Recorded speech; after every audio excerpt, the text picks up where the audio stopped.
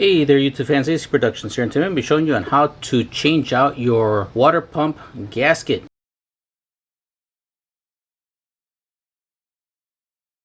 Now if your water pump looks like mine, where it just looks like all hell broke loose, and it could be because one of two things: either your hose, which is right here, the hose clamp is not properly securing the hose onto the water pump, or it could be that there's a hole, and as the heat goes through this, gets pretty hot, it can where it makes like a little pocket and all your fluid starts coming down over here, leaking all over here. Or it could be that you do have a faulty water pump gasket, which in this case this could be it. All right, so now let's get to it on how to replace it. Here's a few things that you're going to need to replace the water pump gasket. First off, you're going to need your water pump gasket. Now here is the part number for the gasket. It should be around $3 to $4 depending on where you live. Alright, so here is the number: 1WD E2428-00.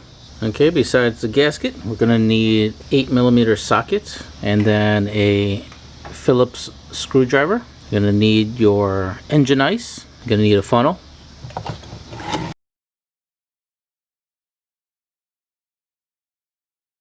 And then other thing is, lastly, we're going to need a place for all the old coolant to go into. Alright, so let's get started. Alright, so first things first, we're going to go ahead and we're going to loosen up the screw right here, which is going to be a Phillips screwdriver.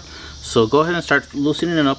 Kind of hard to do it with the camera in my way here. Also forgot to mention, you also want to check your hose to make sure that there's no holes or cuts in the hose, because if there is, then you're gonna have to go ahead, they're gonna need to replace the whole entire hose. Alright, so screw is loose and not that much is actually coming out, so makes me think that there's no fluid in or no coolant in the thing, but yours could be a different situation. So that's that. Alright, so next we're gonna do is we're gonna go ahead and we're gonna swap these bits out, and we're gonna go to our 8mm, and we're just gonna go ahead and, well, this one's like, you can see all the stuff's on there. Yours could be cleaner than mine, or it could be worse than mine. Try to get some of that stuff off. So there is a total of 4 bolts. One here, 2, 3, 4. Alright, mine seems to be really tight on there, so I may need to use something different. Alrighty guys, we're going to go to a different setup. We're actually going to go with a ratchet, an extension, an adapter to allow us to use this small 8mm socket. Alright, so let's go ahead and put that on there, and I should be able to undo it now. There we go, a lot easier. Notice that this bottom one actually has a spacer on it. See this little copper one right here on this bottom one here. Alright, so they're all out. I'm just going to go ahead and wiggle this thing out. Let's see, a little bit's coming out. It's really to be stubborn and really stuck on there. Okay, as you pull up on the hose over here, you're going to notice that the stuff's going to start coming out from the bottom. So I'm just going to kind of wait until all of it's drained out over here, as it spilled all over the place.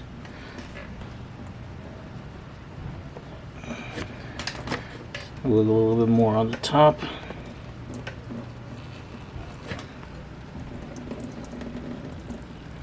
And it might take a while. Alrighty guys, this is what I did, because it was really stuck on her and I couldn't get it off for the life of me. You pretty much used my breaker bar and pretty much put it in here, but I was really careful to get it back here and kind of push a little pressure using my exhaust manifold at the same time, like I said. Being very careful. It didn't take much. I guess I just needed the leverage to do it. Once I did, it just kind of popped off. So here is the casing of the water pump. Looks like this, which kind of looks like something else, if you guys know what I'm talking about. Alright, so that's that. Alright, so next we're going to look at is where to inspect gasket, and I could already see on where it failed, which is going to be right here. There is a small little hairline crack, and I'm guessing that's from where it started leaking all the coolant. So let me see if I could zoom in really close for you guys, so you guys could see that little line where I'm talking about. Alright, so I'm sure you guys can see it in the camera already. There is the line right there. Let me get my finger out of the way so the exposure could show through.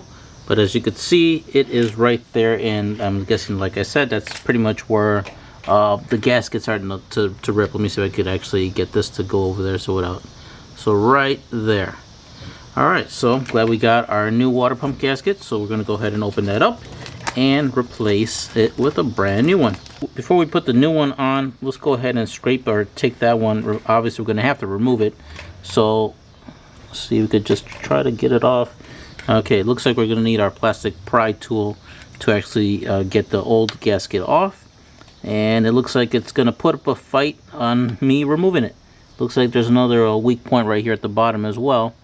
Alright, so while I go ahead and try to remove this old gasket off, you guys do the same. Obviously it's not going to go down without a fight, so I'm going to have to really put some elbow grease on removing it. Alrighty guys, there it is. It's finally all taken out. Now I'm gonna let you know right now, it was not an easy task. I've been at it for pretty much, I think it's already been 2 hours now. So I did a combination. As soon as I got most of it off, all the parts that I was not able to remove, I used a sandpaper at 180 grit, and with that I was able to get the rest of gasket off of there. And not only did I do that one, I also did it on the cover as well. As you can see now, it's nice and clean. There was a little bit of material left, gasket material on the cover, so I got a little bit with the blade, and whatever else I couldn't get off, I did it with the sandpaper. Now you want to make sure that you're very careful with the sandpaper, as you don't want to get a heavy grit, you know, like a 60 or 30, because then you're going to start removing the aluminum off of the cover. So something very fine, 180, 200, something like that, just enough to get the gasket material off. After doing so, I decided to also clean everything out with some alcohol. So I poured alcohol down in the tube. As looking inside the tube, well, you can't see right now because it's dark in there, but there was some grit and stuff inside the tube, so I cleaned it out with alcohol and cleared all this out with alcohol. Just poured it on there and let it all drop on the floor, and then got, you know, clean piece of paper and got the remaining bits out of there, because you definitely don't want to put this back in with all that grit and stuff like that inside, contaminate the whole entire system. All right, so now that everything over here is clean, and then everything over here is, most of it's clean. Let me try to get that little piece right over there. You just want to make sure all of it over here is definitely clean as well. You definitely don't want any grit or dust inside of this department. All right, so now that everything over here is clean, it's ready to go to have the new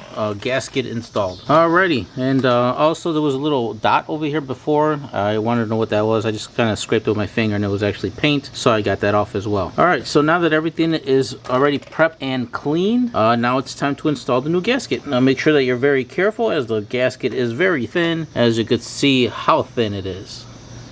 So just make sure that you are careful on installing it. Put the gasket on the cover instead of over there, and then maybe just start putting the bolts that way it actually lines up. Now make sure that you put the bolt that has that spacer right here towards the bottom, because that's the part that where the liquid gets held into. So you want to make sure that that's has that gasket on there. All right, so I'm gonna go ahead and put the, oops, oh, there goes that screw. Actually, well, before I put the screws on, for me, I do have a little bit of corrosion on the bolt itself, so I'm gonna go ahead and clean that up before I actually put the screws back onto the cover. Okay, now it's time to put, now that I got all the bolts already nice and clean, got my cover right here. Let's put the gasket carefully on there. Everything's lined up pretty good. Gonna go ahead and grab my long bolt, which is gonna go over here on the top. As you can see, I decided to clean it and give it a little fresh coat of black paint. And go ahead and slide that bolt through, make sure it's on there, and then might as well get those other bolts on there. Let me go ahead and get that bolt. The small one goes over here, that as well. Then get your bolt with the copper spacer. All right, so here we got the one with the copper spacer. That one goes at the bottom because that one covers up the hole over here for the coolant. So I guess for now we're just gonna go ahead and put these. You could probably just go with the one on top and one at the bottom, and then let's actually remove that one, and just to get started on getting it on there. All right, so I'm gonna go ahead and move this off to the side. Make sure that you're very careful when putting this back, because you definitely don't want to mess up the new gasket. Go ahead and start hand tightening the bolt on the bottom. Let's get that one on the top hand tightened for now. Okay, so now that we got it kind of on there and somewhat hand tightened, I'm gonna go ahead and put the other bolts in. Go ahead and grab your bolt over here. Make sure that you're careful. Once you have it hand tightened in all the way, then you could go ahead and start tightening it in with your socket. All right, I already got all the bolts in and they are all tightened. Now when you go ahead and tighten them, go ahead and you tighten them staggerly. So tighten here, here, then up here, then down here. Just don't go in a row, because you don't want one to be more tighter than the other. Just want to make sure that everything's tightened evenly. All right, so everything is good there. Now let's go ahead and let's put our hose back on, and our clamp has hasn't moved from the hose. Put that in all the way, and then we are going to actually, you know what, since we have everything out, I'm gonna go ahead. It's kind of hard to get for me to get to the screw on that side. I'm gonna go ahead and flip it over. That way the screw is a little bit more easier to get to if I ever need to change something or get to this location. All right, so I'm gonna put that right there, and now it'll be a lot easier for me to actually tighten down the hose clamp. All right, so you guys go ahead and do the same. Now, if you guys don't have the right size Phillips, you could go ahead and use a socket, and the socket size number is 6 millimeters. 6 millimeters will fit perfectly on there, and you honestly probably could torque it down a little bit better than you would using the Phillips. Okay, so next we're gonna have to go to the other side of the bike where we have our coolant reservoir area, and we're gonna have to remove it out of here. Since we already drained kind of pretty much all the coolant, why not change out the rest of it and you know, put fresh coolant in there? So we have to go ahead and remove it. Best way to do it, get your 10 millimeter socket, remove this bolt up here. Okay, once we get that, and also you got to remove your fairing that you have on this side. Kind of forgot to mention that. All right, so now that we've got that one off, next we're going to go ahead and remove these 2 screws, which is really just a cover to you know, kind of hold the cap. It also has a little indicator on where your coolant should be. Push this up and then slide this guy out. All right, get the cover off as well, and then you got this little clip over here. Just pinch it and then slide it up, and kind of, there you go, and pull the hose out. And then on this side, just get this part out. You may want to get a paper towel or something to kind of just hold it there. You know, you're gonna have to clean all of the whatever's on that hose, clear it all out. So here is our reservoir. We got a little bit of coolant there. We're gonna go ahead and dump it into our tub over there, and then let me show you what to do next. All right, I'm gonna go ahead and pour our green coolant out in there, since we are going to be putting the blue ice inside, so we don't need that green coolant, not even also to have it with mixing with the blue coolant. All right, so I'm going to go ahead and rinse this out with some water, make sure everything's clear out of there. Okay, now that we got the reservoir already nice and empty and cleaned out, it almost looks like a brand new reservoir. All right guys, now that we got this all cleaned up, let's go ahead and reinstall it back into the bike. I'll go ahead and clean out the hose a little bit, just make sure it's all dry and all the stuff is out. It looks like there's a little bit of some stuff here in the top. Let's go ahead and clean that off. Want to make sure everything's nice and clean before putting everything back on. You don't want to have things dirty while you're cleaning everything. All right, so everything is all nice and clean. All right, so let's go ahead, get our little reservoir thing, put this back in, get the hose to make sure that everything goes back in good, and squeeze the little see the, you guys don't see what I'm doing here. All right, right there. All right, so we got our little container here. Make sure you squeeze on the clamps to get it over on plastic there. So sorry if I'm in the shot, guys. Get everything on there. Alright, once you get it on, it should look like this, already on so.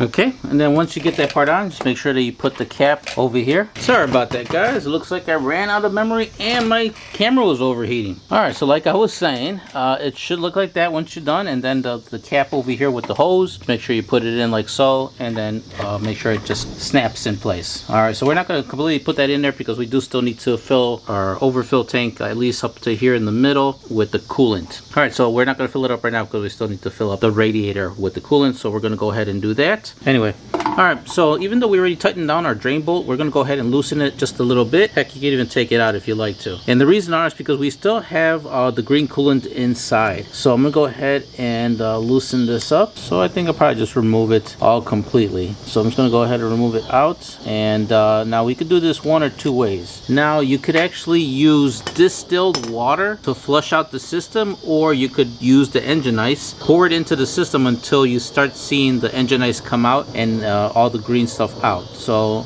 when you pour the engine ice, you're not going to see the blue stuff come out yet because there's still green stuff in there. So if you want, you can keep on pouring it until you see only blue come out from the drain plug. Since I don't have any distilled water, distilled water is the best thing to use to flush it out. Don't use any other type of liquid. If it's not the engine ice coolant, and then it has to be distilled water. Alright, so I'm going to go ahead and do that. Okay, at this point we're going to go ahead and locate our radiator, which is right there. Alright, so we're going to go ahead and make sure that you don't do this when the engine is hot and you just finish riding for a couple hours, because if you open this, all that coolant's gonna go right in your face, and you shouldn't be doing this even when changing out what we just did right now, because obviously the whole bike was cold. So I'm gonna go ahead and unscrew the cap, and then we're gonna put our funnel and then start pouring it in the engine ice. Okay, as you can see, there is my funnel. I already got it in place right there, and I'm gonna start pouring in the engine ice, at the same time keeping an eye on this drain bolt hole right here to make sure that all the green stuff starts coming out out until I see the blue stuff. Now if you're using distilled water, you want to make sure that you're still keeping an eye on it as all the green stuff comes out until you start seeing clear.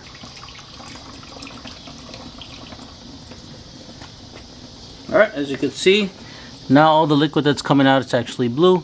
So I know that the system is pretty much completely flushed out of all the green stock coolant. Alright, so now that I know that's already cleared out, now I'm going to go ahead and put my drain bolt screw back in. If you keep on hearing that beep noise, guys, it's because I do have a GPS tracker and it detects every time I move on the bike. Alright, so right now I'm going to go ahead and put the drain plug back in like I said, but we're not going to tighten it in all the way. We want to make sure that it's still just a little bit loose as we're going to start bleeding out the system to make sure that there is no air pockets or whatnot in the liquid. Okay, I'm gonna go ahead and keep my drain plugs, I mean not my drain plug, but my drainer, my drain container still down there in case any of the liquid ice or the blue ice starts, or the coolant, if any of the coolant starts dripping out, it'll drip inside there. So right now I'm gonna grab my coolant, which is right there, and then start filling it through there on the, as you can see the funnel right there, start filling it up. So you want to make sure that you go slowly into this department on filling this up, and if you could see, once it starts getting towards the top, you're probably going to hear gargles and burps and all kinds of bubbly noises. Once you get it almost, like I say, halfway or whatnot, you can start seeing it fill up to here. You want to start squeezing the hose over here. Now if you saw me earlier when I was trying to get the coolant out, when I would squeeze it, it would pretty much push more of that coolant out. So pretty much by squeezing it while you're filling it, it's going to get rid of those air bubbles. So as you're squeezing, it's almost like pumping the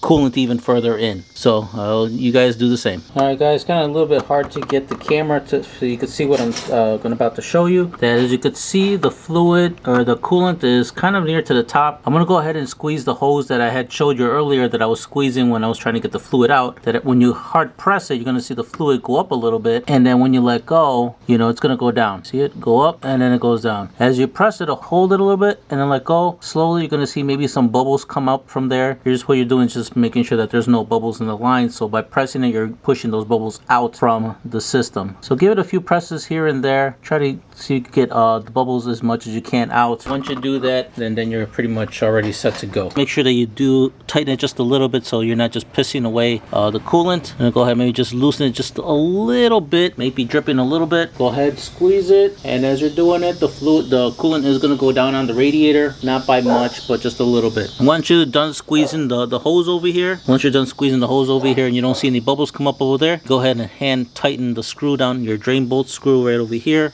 and then you could go ahead and actually tighten it down. Okay, to really make sure that we got all of the air after we already squeezed the hose over here, I didn't see any air up on the top part. And now to make sure that there's no air in the line through the fluid, we're gonna go ahead and we're gonna loosen up the drain bolt, and there should not be any, I would say, pauses on the coolant when it comes out. It should just be continuously pouring out without any pauses. So if coolant comes out and then it stops for a second or 2 seconds and then more coolant comes out, that means you have a big air pocket or a big air bubble, or there's pretty much air in the line. So you definitely want to redo the process until only the fluid just continually comes down. So I'm going to go ahead and do that. We're not going to let it completely drain out again, because that'll be pissing away all our coolant we just put in there, but we just want to kind of give it a check. So we'll go ahead and do that right now. Okay, you could kind of see it all coming out over there. It's continuously flowing, so I'm going to go ahead and close it there. Now the reason you saw the coolant, you know, kind of go that way is because I don't have the bike on a centered stand, so the bike is tilted this way, so it's tilted to the side. If I have it on center stands, it would be straight, and therefore the coolant would have been just coming out from the drain plug. But everything's looking good. Alright, so like I said, everything is looking good. So I'm going to go ahead and tighten down the bolt. Since I know there is no air in the line, going to go ahead and tighten it down. Pretty much snug. You don't want to over tighten it because you could strip it. Alright, so next, now that I already drained those, obviously a little bit to check, I'm going to go ahead and top it off on the radiator up there. Go slowly when pouring in the coolant until the coolant reaches the top. Once it reaches the top, you could go ahead and put your radiator cap back on. Okay, now that we topped off the coolant over there, now we could go ahead and fill up our reservoir over here. And let's go ahead and undo the cap here, and what we're going to do is we're just going to fill up the coolant up to the low line. So let's take that out. If you want, you could use your funnel so that way you don't spill any coolant out, since stuff's not cheap. We want to make sure that we don't spill any of it. Alright, so I'm going to go ahead and pour it. Now make sure you keep an eye on the line. Alright, so let's go ahead and pour in our coolant. Make sure you kind of go slowly. All right, that's pretty much right about there at the low level. All right, so go ahead and take that out. Clean up any spills from the coolant if anything did happen. Get your cap with the little hose, pop that little guy back in there, snap it in place, and then go ahead and the screw, the hole right here, gonna put it on the bolt where the bolt came from, and get the 10mm nut and go ahead and screw that back on. Oh, before I forget, we got to put back our cover. What was I thinking? Luckily, we could just go ahead and slide that over since we already have that piece already in. Goes in like this. Now I'll go ahead and tighten down the bolt. Okay, once that's tightened in all the way, and then you can go ahead and put your 2 screws that holds the cover that actually secures the cap in place. All right, so the only thing that's really left to do is to start up the bike. So what we want to do is start up the bike and then just keep an eye on the temperature gauge to make sure that the temperature gauge is not rapidly going all the way to like the hot. If you start seeing the temperature gauge go really high on the bars, let me go ahead and turn that on right now. So here is our bars right here. Obviously we're on the cold, but if you see that the bars are going up pretty fast, shut down the bike and redo the process because it could be air in the line or not enough coolant in the radiator. So, but also if once you start the bike, make sure that you wait till the bike cools down, because if you turn it off and then go ahead and turn it and open up the cap, all the coolant's going to explode like a volcano and burn you, and you definitely don't want that. That's going to be a really bad day. All right, so I'm going to go ahead and do that. You want to make sure that the bike runs between 10 to 15 minutes. Also making sure you keep an eye on the temperature gauge. If you don't see any changes, meaning that it's not going off the charts and everything is operating perfectly, and you hear the thermostat opening up to let the coolant, you know, circulate. Also just check the hoses. Make sure that once the thermostat opens up, both hoses should be at the same temperature on heat. If you feel that one hose is hotter than the other, it's because the thermostat hasn't opened up to start cooling the engine. Also wanted to show you this, guys. If you see that there's like steam coming out, as you see right here, don't be alarmed. That was actually the coolant that actually fell on the exhaust pipe. So now it's just pretty much, I would say, cooking it, burning it off the exhaust pipe.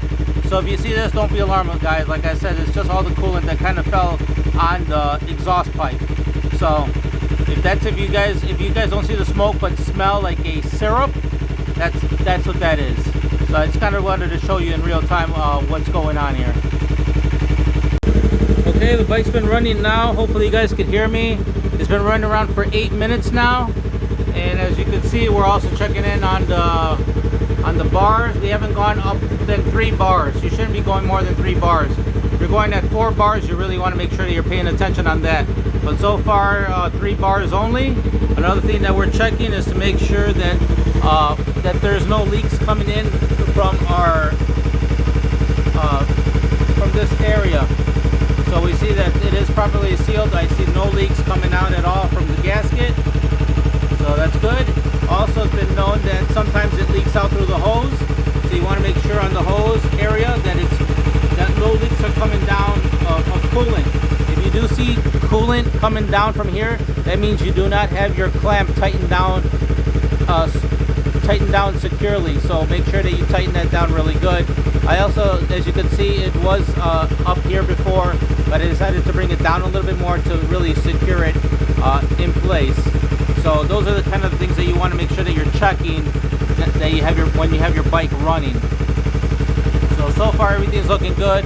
I'm going to let it run just a little bit more, and then I'll give another check at that time.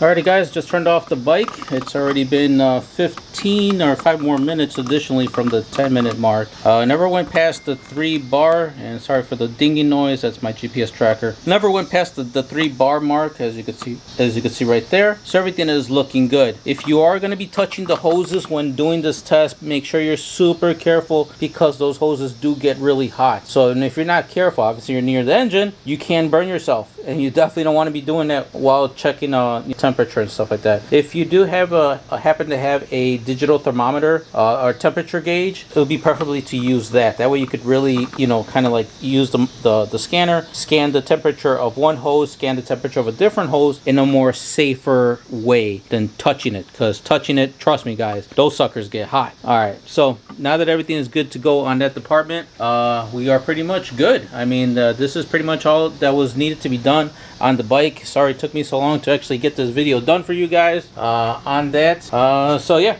that's pretty much it. So now that we already concluded that and everything is looking good, let me go ahead and turn off the key so I don't drain the battery. And also all of that coolant that did go onto the exhaust already burnt off, so that maple syrup smell went away. And that's pretty much it. No visible coolant that has come out from the coolant hose or any leaks from the gasket. So we know that we did a good job. All right, so if you do happen to see, like I said, if you do happen to see any coolant coming out, you definitely want to make sure that you double check your work. Alrighty guys, so that pretty much concludes on how to do this installation or the replacement of the gasket. Hopefully you found this video super helpful. If you did, smash that like button. If you haven't yet subscribed, don't forget to subscribe. Hit that notification bell, that way you guys are up to date with my latest videos. If you dislike the video, let me know in the comments below on why you dislike the video. It actually helps me to do better on my next videos. If you know anyone else that's having an issue like this with their R3 or bike in general, please share my videos. And that's pretty much it guys, so hopefully I see you guys on the next video. Thanks for watching.